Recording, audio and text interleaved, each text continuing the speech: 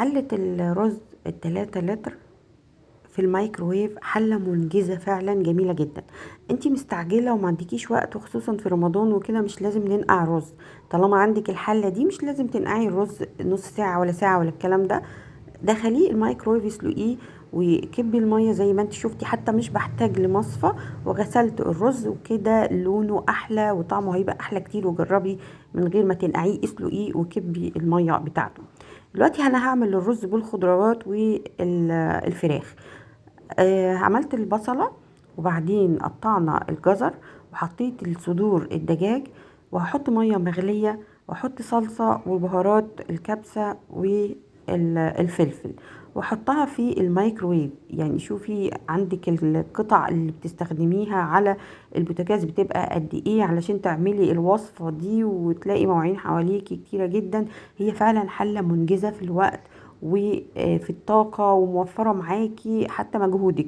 حطيت الرز وحطيت البسلة 5 دقايق، طلعي قلبي ودخليها تاني 5 دقايق.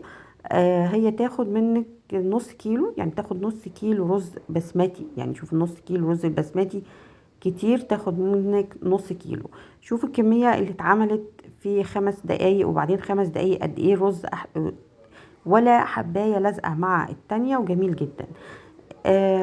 الحلة دي كمان هنعمل فيها، هسلق فيها الجزر. الجزر هعمله عصير مع البرتقال. يعني شوفي حلة منجزة معاكي جدا جدا.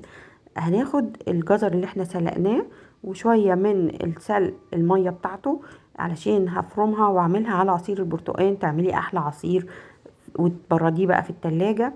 وهعمل خضار سوتيه فيها كمان، كلها بدون دهون. حطيت الخضار السوتيه على الجزر وهدخلها على الميكروويف لحد ما خلصت العصير بتاعي الجزر. واحط سكر طبعا، وبعدين هحطه على البرتقال. بقولك حلة فعلا رائعة. عملت فيها رز وعملت عصير وعملت الخضار السوتيه، فيها تحفة. ودي كوباية معانا برضو في العروض.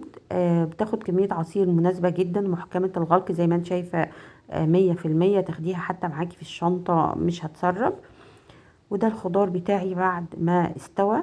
عايزة سواء، في ناس بتحبه كده، لو عايزة فيه سوا اكتر سويه اكتر.